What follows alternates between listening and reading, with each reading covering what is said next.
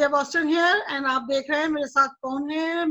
Love the personality and his character in every single film, Brijendra Kaila Sahab. आप सबको मालूम है ब्रिजेंद्र जी को अभी हमने लास्ट फिल्म पागलपंती में देखा है, ब्यूटीफुल फिल्म थी, और जिसमें आप इलियाना रिकरूस के मामा जी बने हुए थे और इलियाना इनके बहुत सारे पैसे हमेशा खर्च करती रहती है। Brijendra ji, welcome at BDC. जी, थैंक यू। और मैं आपके बारे में सब जानते हैं, आप तो वेल नोन फेस है, तो मैं आपके बारे में जब पढ़ रही थी तो मैंने देखा कि आपका जो सफर है वो गढ़वाल से मथुरा, मथुरा से दिल्ली और दिल्ली से मुंबई, तो इस सफर का जो ट्रांजिशन है आपका, जो कुछ आप ख्वाब लेकर चले, उसके अप एंड डाउन में जो वाकयात आपको आज भी याद हो, अच्छे बुरे, या जो आपके पसंद के नहीं थे, जिसने आपकी राह खोटी की आगे बढ़ने में, या आपको मदद मिली, आपको क्या चीजें याद हैं उस ट्रांजिशन पीरियड की? सभी को मेरा एक बार फिर से नमस्कार। मैं बता दूं आपको कि एक्चुअली मेरा जन्म हुआ गढ़वाल में। मेरी पैदाइश उत्तराखंड की है और मैं छोटा ही था तो पिताजी जॉब के लिए मथुरा आए थे, और वो मथुरा वेटनरी कॉलेज बहुत फेमस कॉलेज है वहाँ पे, उसमें वो कार्यरत थे। तो पूरा बचपन हमारा वहीं गुजरा। वहाँ मैंने सबसे पहले शुरुआत की आकाशवाणी से, रेडियो में कुछ बाल गोपाल जो बच्चों का कार्यक्रम आता था वहां से मैंने शुरुआत की, फिर युवा वाणी, और फिर उसमें नाटक लिखने से लेकर के और एक्टिंग करना, ये सब हमारा चलता रहा। वहां मेरी मुलाकात हुई, जिनको मैं माँ बोलता हूँ आज की तारीख में, डॉक्टर अचला नागर। वो बहुत फेमस हिंदुस्तान की रिनाउंड राइटर रही है, बॉलीवुड की। निका उनकी पहली फिल्म थी जो कि बहुत ही पॉपुलर थी, आखिर क्यों नगीना। तो माँ आकाशवाणी मथुरा वृंदावन में थी उस वक्त, और जब वो थिएटर किया करते थे तो उनका बड़ा बेटा संदीपन विमलकांत, संदीपन अब इस दुनिया में नहीं रहे, पिछले दिसंबर को वो दिवंगत हो गए। तो वो थे यहाँ पे, और उनके साथ मिलके मैंने करीब 18-19 साल लगातार, जिसे कहना चाहिए लगातार, थिएटर किया। तो मेरी थिएटर की ऐसी रेगुलर जर्नी रही कि आज भी अगर मैं याद करता हूँ, अगर मुझसे कहा जाए कि वक्त पीछे ले जाए और वहीं छोड़ दे, वो जो पल थे, वो जो थिएटर का नशा था, वो मतलब रह के मेरे को याद आता रहता है। हालांकि अभी फिलहाल मैं कोई थिएटर नहीं कर रहा, लेकिन वो जो एक्टिविटीज उस वक्त छूट गई पीछे, वो जो यादें उस वक्त रह गई।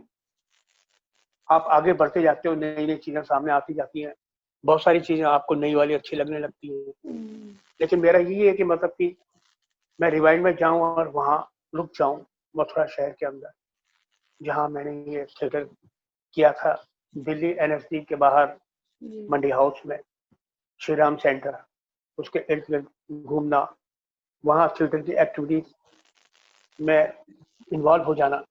तो वो जो पल थे वो मेरे सबसे सुनहरे पल थे। सबसे सुनहरे पल थे जी। हाँ जी, तो मथुरा की कचौरियाँ, हाँ, मथुरा की जलेबियाँ, हाँ, वो अलग चीज है एक। वो तो मतलब एक जीवन का अंग बना हुआ था कि मतलब अभी भी जब मैं बीच में जाता हूँ तो सुबह सुबह वो कचौड़ी जलेबी, एक वो नाश्ता होता है, वो मतलब कंपलसरी। हाँ हाँ हाँ, मैं मथुरा जाता हूँ। मथुरा जाना मेरा वैसे भी रहता है क्योंकि मेरी माँ की पेंशन अभी भी वही है। और मैं क्या करता हूँ कि जैसे दिल्ली लैंड किया, दिल्ली के इर्द गिर्द कहीं भी शूटिंग होती है तो बीच में से वक्त निकाल के मथुरा हो लेता हूँ। 2-2.5 घंटे की ड्राइव है वहां से। जी जी जी। तो बम्बई आने की कोई खास वजह थी, कोई खास मौका था? मैंने नाटक के लिए ट्राई किया पहले। नाटक के लिए मतलब नेशनल स्कूल ऑफ ड्रामा के जो रेपेटरी है उसके लिए मैंने ट्राई किया। मैं मथुरा रहता था उस वक्त, डायरेक्ट मतलब टेलीफोन की कनेक्टिविटी ऐसी थी नहीं हर एक के पास, टेलीग्राम का साधन हुआ करता था। तो टेलीग्राम जब तक मेरे पास पहुंचता और मैं वहां से दिल्ली पहुंचता, तो क्या था कि आपको एक लोकल एड्रेस देना होता है। ओके।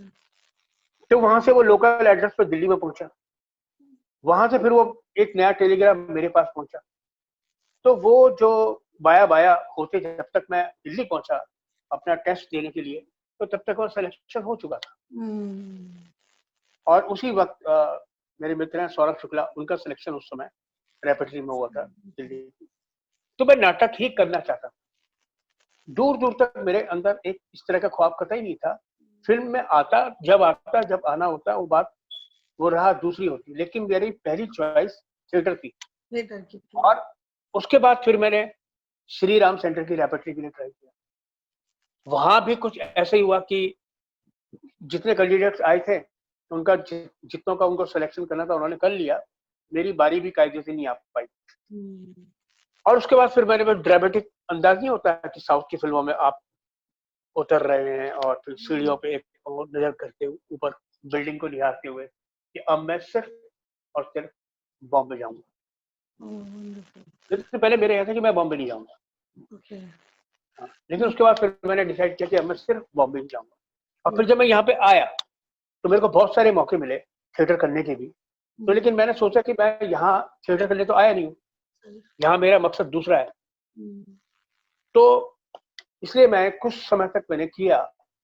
तो शादी हो गई, तो उसके बाद फिर क्या होता है कि जीवन की बहुत सारी जिम्मेदारियां होती हैं। आपको पता ही है कि थिएटर आपको राशन नहीं दे पाता। और फिर वो छोड़ते हुए फिर मैंने जैसे तैसे करके फिर पूरी तरह से मैं फिल्मों में आ गया। सिनेमा में, हाँ फिल्मों में तो मतलब पहले सीरियल्स वगैरह किए और फिर उसके बाद 2008 से तो सिर्फ और सिर्फ सिनेमा। तो इस पूरे सफर में कोई ऐसा बंदा जिसने आपको बहुत सपोर्ट किया हो?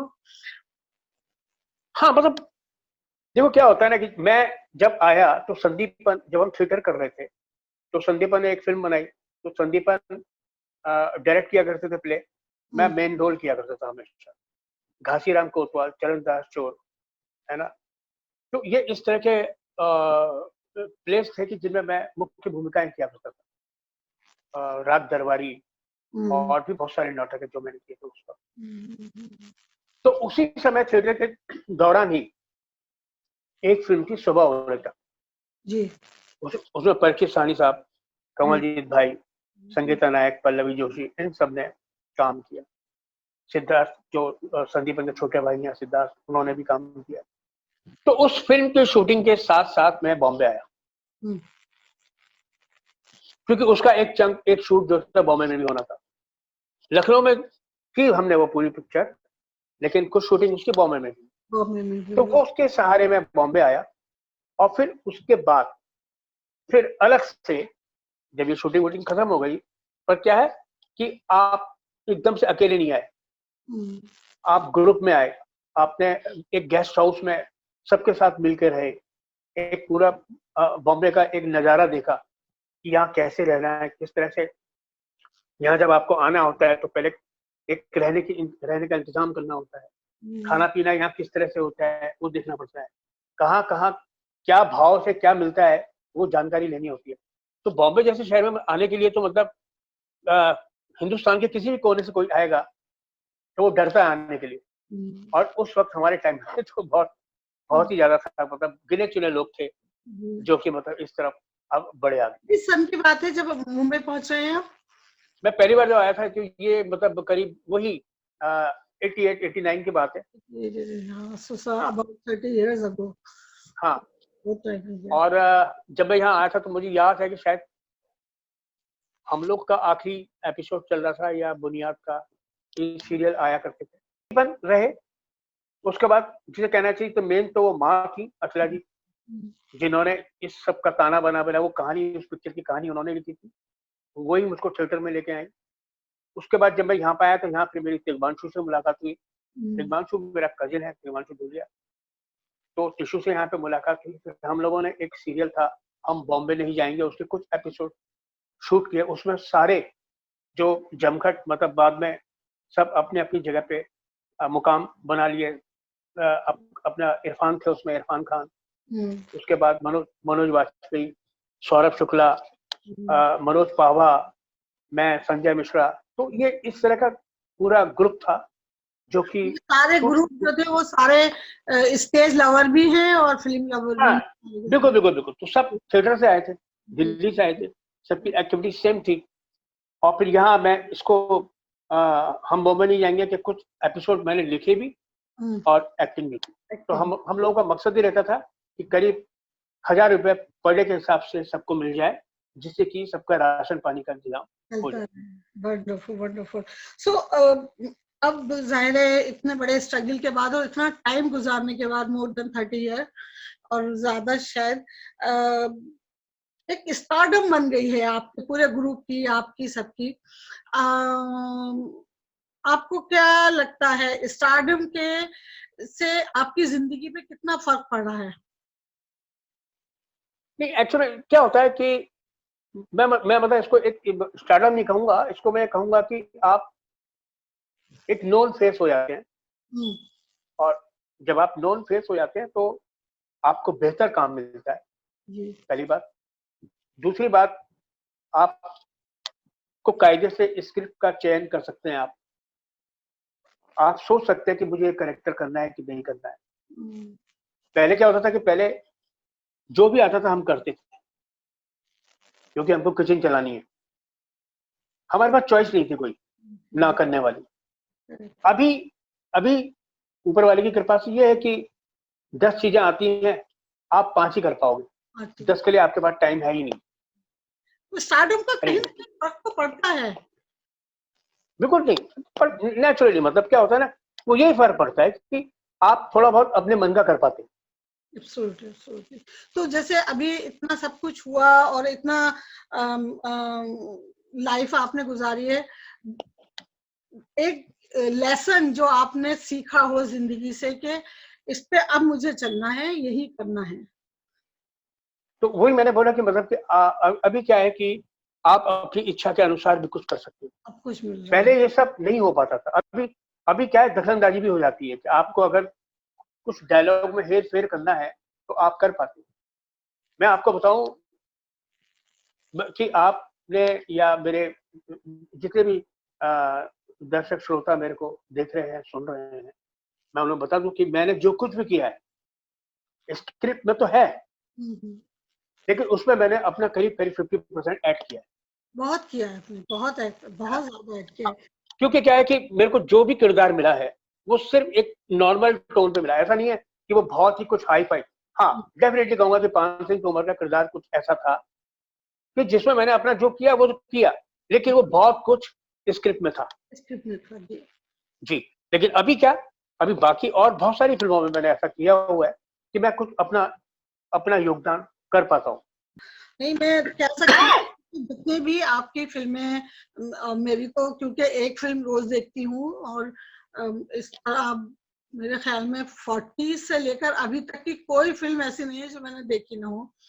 तो उस हिसाब से मैं आप तारीफ करूंगी कि जितना रंग आपने, छोटा सा किरदार है चाहे वो पीके का या फिर बहुत बड़ा किरदार, बड़ा मीन्स कि आप बहुत ज्यादा है फ्रेम में।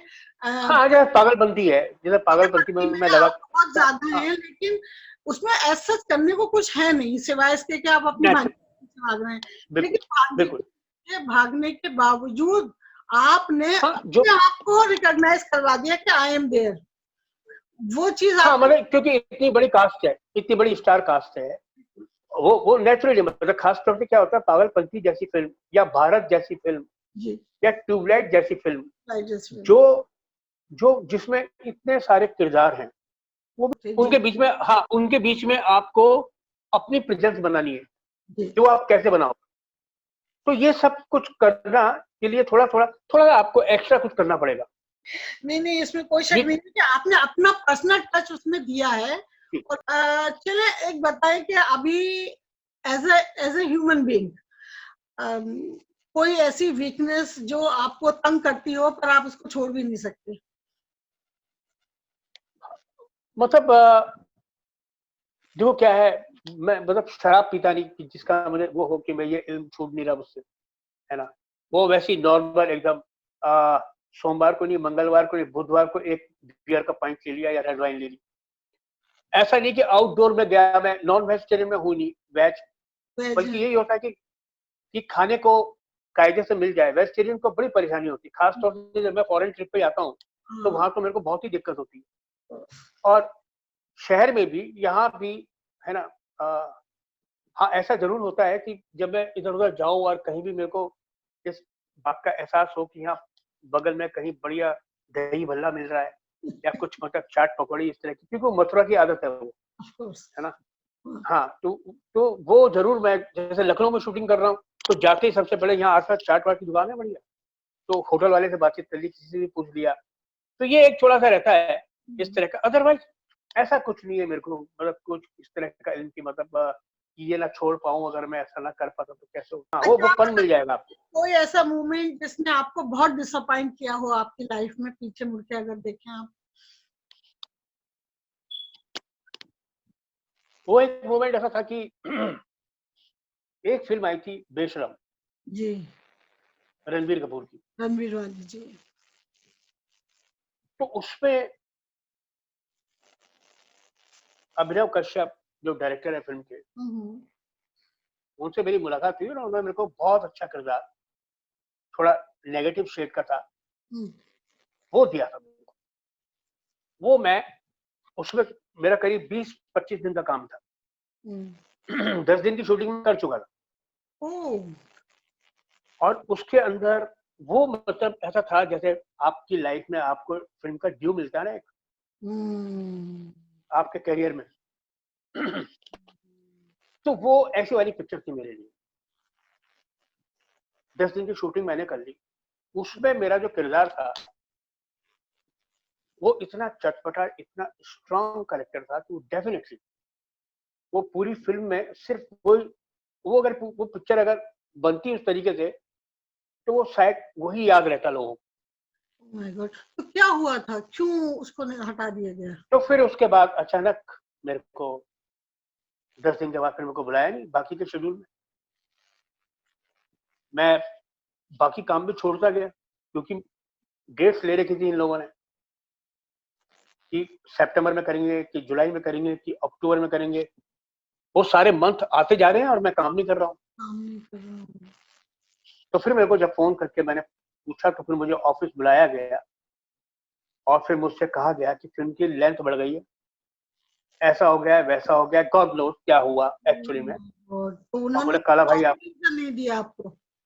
हाँ, फिर उन्होंने बोला कि सर वो कैरेक्टर हमने स्क्रैप कर दिया। और मतलब ये बात मैंने अब घर में अपनी वाइफ को भी नहीं बताई। और लेकिन जब करीब 1 महीना निकल गया और होता है ना कि फैमिली मेंबर्स आपके आपस में बात करते हैं, तो जब वो बोली तो मैंने उनसे कहा कि ऐसा है कि भाई इस फिल्म में मैं नहीं हो रही। तो वो बहुत शॉकिंग था, मतलब फैमिली के लिए भी, घर में भी। यार एक होता नहीं कि सबकी इच्छा होती है कि हाँ एक चीज आपको इतनी बड़ी मिली है और इसके आने के बाद से एक अच्छा रास्ता खुल जाएगा। तो खैर वो एक मेरे को बड़ा ही डिसअपॉइंटिंग और ऐसा वाला। लेकिन हाँ, तो सिवाय इसके कि लेंथ बढ़ गई है और कोई रीजन नहीं दिया? ना ना ना। तो ये बताइए, आजकल तो लॉकडाउन है और आजकल आप क्या कर रहे हैं, आपके दिन कैसे गुजर रहे हैं लॉकडाउन में? देखो, एक तो अभी आजकल एक तो दिन रात का पता नहीं चलता जी, है ना। यही हो रहा है बिल्कुल। हाँ, वो मंडे है, ट्यूसडे है, ये वाइफ के हिसाब से मालूम पड़ जाता, अदरवाइज मेरे को इसका भी कोई खबर नहीं रहता। सुबह उठते हैं तो दिनचर्या में इतना समय, सुबह उठने का टाइम ही करीब 10 बजे के आसपास उठना होता है, क्योंकि रात करीब 2 बजे के आसपास टीवी से उठते हैं, है ना। पिक्चरें देख रहे हैं आप, पुरानी नई कुछ ना कुछ चलता रहता है, न्यूज का अपडेट चलता रहता है, लोगों से फोन पे बातचीत। तो अभी जैसे मेरी फिल्म रिलीज होने वाली है, वो एक तो है गुलाबो सिताबो जी। तो ये 12 जून को आएगी। तो अभी आज ही सुजीत सरकार, इनका फोन आया डायरेक्टर साहब का, वो कैलकाटा में बैठे हुए हैं, तो उन्होंने ये खुशखबरी दी कि हम इस पे ओटीटी प्लेटफॉर्म पे इसको हम रिलीज कर रहे हैं। तो मैंने कहा हाँ, मैंने पढ़ा तो था, तो बहुत अच्छी बात है, आपने भी बता दिया कि ऐसे रिलीज कर रहे हैं। तो वो है। फिर नवाज की एक फिल्म है, ये क्या कहते हैं, धूमकेतु। धूमकेतु आ रही है, हाँ, नवाज से। हाँ, वो उस पे है ZEE5 पे। अच्छा। तो ये 2 पिक्चरें जो कि अभी इस बंद के माहौल में रिलीज। सैटेलाइट टेलीकास्ट होंगी उस पे, नेट, अमेजोन पे और ZEE5 पे। तो क्या है, सारा दिन पता नहीं चलता, आप खाने बहुत लग गए हैं, जब देखो भूख लग जाती है। इतना खाना बन रहा है कि बस पूछिए मत, मैं थक गई हूँ। मेरे को बहुत शौक और है। यही हो रहा है, और यही हो रहा है, मैं हर किसी को देख रहा हूँ, हर कोई खा रहा है, ऐसा नहीं कि मैं ही खा रहा हूँ। सब तो हर किसी को शौक हो गया है, मतलब घर में बैठा हुआ है, मुंह चबाने को कुछ चाहिए। ये हो रहा है, बहुत और खाना और है। और जबकि आप घर में बहुत क्या होता है कि आप घर में हो तो वाइफ का हाथ बटाते हो, किसी न किसी काम में आपको हाथ बढ़ाना पड़ता है, आप देखते नहीं रह सकते कि एक जना सुबह से लगा हुआ है, झाड़ू भी कर रहा है, कटका भी कर रहा है, कि बर्तन भी मांज रहा है, कि खाना भी बना रहा है, फिर आपकी नई नई चीजें जो आपकी डिमांड है वो भी पूरी की जा रही है। शाम तक ये सब सिलसिला चल रहा है, अंत ही नहीं हो रहा। और बाबरा फिर वाइफ कहती, देखा तुमने मैं सुबह से कैसे लगी रहती हूँ, देखा तुमने कैसे लगे। वो भी सुनना पड़ रहा है। वो आप रोज देख रहे हो, तो आपने नहीं करते, आपको बोलना पड़ता है कि नहीं मैं ये मैं कर देता हूँ, अच्छा ये मैं कर देता हूँ। पर आपको जो जितना आता है आप उतना ही कर पाओगे ना, आपको हर चीज तो आती नहीं है ना। तो बिल्कुल समय का बिल्कुल पता नहीं चल रहा, ये कमाल की बात है। और ये ईश्वर की ऊपर वाली कृपा है कि अच्छी बात है कि पता नहीं लग रहा। हाँ, तो ये दिन तो कब बोर हो बीत जाए, जाते कैसे हैं बीत बातें जाए। करने। अरे देखो, मुसीबत कभी कभी तो, बहुत कभी मुश्किल, बहुत मुश्किल है घर में कभी बैठ।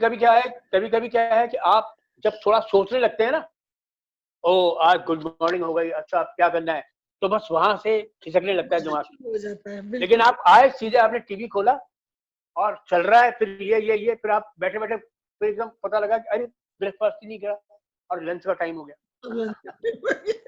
गुड गुड गुड, नहीं दैट्स गुड। अच्छा, मेरा हाँ, आखिरी सवाल है आपके, क्योंकि हम 12 सवाल करते हैं पूरे, तो 12वां सवाल आपके लिए ये है कि अगर आपको एक माइंड पढ़ना आता हो किसी का, या माइंड पढ़ने को दिया जाए, तो आप किसका माइंड पढ़ना चाहेंगे? पढ़ने के लिए अगर कहा जाए तो मैं माइंड एक्चुअली पढ़ना चाहूंगा सलमान भाई का, सलमान खान का? सलमान खान का। वो बहुत कुछ मिलेगा आपको, जो अभी तक अंदर ही हाँ, है, बाहर नहीं निकला है। क्योंकि अभी मैंने भारत की शूटिंग के दौरान बहुत सारा वक्त बिताया उनके साथ, करेक्ट। और महसूस हुआ कि मतलब कि इन क्या चाहते हैं ये, मतलब ना किस तरह से इनका दिमाग चलता है। एग्जैक्टली। तो वो और कभी भी कुछ भी करते हैं वो ना, तो सल्लू भाई का ये है। तो वो एक रहता है कि मैं इनका दिमाग पढ़ूं कि, क्योंकि जब भी आप सेट पे होते हो तो क्या है कि हर कोई उनको दिखता रहता है। दूसरे अगर मैं बोलूं साथ में, तो बच्चन साहब। बच्चन साहब का भी, हाँ, और इनका, इन लोगों का इतना है कि हाँ, आदमी चाहता क्योंकि है बच्चन साहब का, कि क्या हो रहा है। हाँ बच्चन साहब का क्या है ना कि, है ना, जिस तरह से वो काम करते हैं, जिस तरह से वो अपने आप को बिल्कुल दुरुस्त रखते हैं वो। फिट एकदम, और माइंडसेट, ये काम है। आई थिंक वो सिर्फ काम काम काम काम और सिर्फ काम। सब एक थिंग, सब एक थिंग। तो थैंक यू, आपने हमें बहुत अच्छा टाइम दिया, बहुत अच्छा, सारे क्वेश्चन रहे, उम्मीद है आपको अच्छा लगा होगा। आप मुझे अब आखिरी सवाल बताइए, क्योंकि आपने दो फिल्में की हैं आई थिंक इरफान साहब के साथ, तो उनका जाना कैसा रहा आपके लिए? देखो, ये जीवन में ऐसी घटना जो कि मतलब कभी कोई नहीं चाहेगा। मैं सुजीत सरकार से अभी वही उनसे वही बात हो रही थी, क्योंकि मैंने उन्हीं का ट्वीट देखा था, जिसको सुबह पढ़ के मेरे को बिलीव नहीं हुआ। और फिर मैंने तिग्मांशु को फोन करके पता किया, तो वो खबर के बारे में असलियत पता चली। और क्योंकि एक रात पहले जब वो एडमिट हुए थे हॉस्पिटल में, तो फिल्म आ रही थी 5 दिन तोमर, तो मैंने कुछ पिक्चर टीवी से क्लिक करके और उसको मैंने फेसबुक पर डाल के आशीर्वाद दिया था कि इरफान जो है जल्दी स्वस्थ हो गई। उनके साथ मैंने मतलब जब मैं बॉम्बे आया ही था और जब मेरी तिग्मांशु से मुलाकात हुई, तो क्योंकि टिशू के वो दोस्त रहे हैं, तो टिशू के साथ साथ ही फिर वो हमारे दोस्त बने, तो मैं उन दिनों से जानता हूँ इरफान को, है ना, मतलब टीवी के जमाने से। तो मैंने एक वार स्टोरी लिखी थी, भौरों ने खिलाए फूल, वो मेरा लिखा हुआ स्क्रिप्ट है। तो उसमें भी इरफान ने फादर का कैरेक्टर किया था। बहुत तो सारे दोस्त थे हम, मैं, संजय मिश्रा, और फिर हासिल की थी जी, राइट, करेक्ट। हाँ, हासिल की थी। तो उस जमाने से जब सेट पे क्रिकेट खेलना, कहीं भी बाहर जाना, पतंगबाजी, तो इरफान के कुछ शौक थे इस तरह के कि वो क्रिकेट बहुत खेलते थे, पतंग उड़ाने का उनको बहुत शौक था। और तो वो सारी चीजें, एक वो ऐसा वाला व्यक्तित्व रहा कि उनको खुद इस बात का एहसास उन्होंने खुद नहीं होने दिया कि वो कितने बड़े आर्टिस्ट हैं, कितने बड़े कलाकार हैं और कितने बड़े वो स्टार बन चुके हैं। ये जिस दिन वो दुनिया से गए हैं और पूरा टीवी मीडिया सुबह से लेकर रात तक कोरोना को भूल के और सिर्फ उनके बारे में दिखा रहा था, मतलब ये इरफान को इस बात का एहसास कभी हुआ भी नहीं होगा, इस बात का इल्म। और ठीक उसके अगले दिन ऋषि कपूर चले गए। वो तो अजीब और गरीब बात हो गई भाई, 24 घंटे और वो मतलब वो उन्होंने 22 तारीख को वो जो थाली बजा रहे थे, इतने स्वस्थ दिखाई दे रहे थे, और वो गए और वो अचानक तो समझ ही नहीं आया कि मतलब ये क्या हो रहा है। उनके साथ मैंने राजमा चावल की थी, हाँ, और वो एक बस ऊपर वाले की कृपा थी कि उनके साथ एक फिल्म कर ली मैंने, लेकिन इरफान के साथ मैंने बहुत बहुत सारा काम। और दूसरा ये कि चलते चलते हमें मालूम है कि आप सिंगर भी बनना चाहते थे और आपने कोशिश की गाने की, तो आप कुछ गुनगुनाइए हमारे लिए, हमारे दर्शकों के लिए, अपने फैंस के लिए। Anything you want to, any song. मैं एनी सॉन्ग क्या पता अभी भी लिखा, जैसे ये क्वारंटाइन के टाइम पे, लॉकडाउन के टाइम पे भी मैं ऐसी कुछ डालता रहता था। बाहर है कोरोना, हमको है घर में रहना,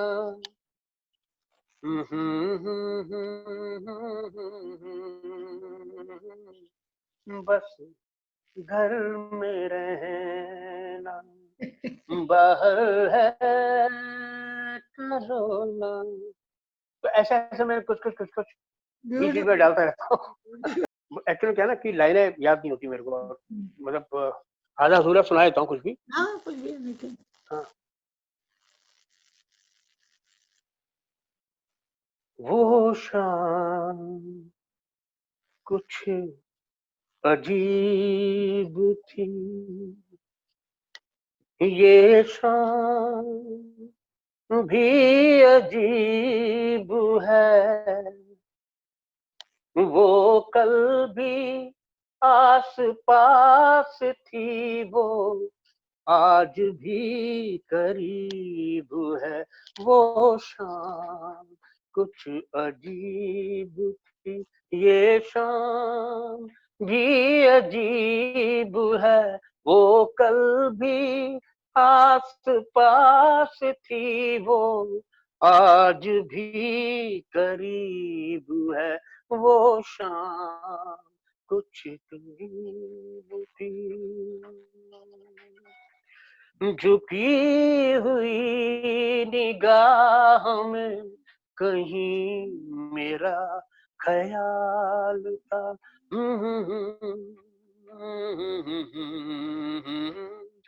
दबी दबी हंसी में एक हसीन सा गुलाल था, वो आज पास थी, वो आज भी करीब है, वो शाम कुछ अजीब।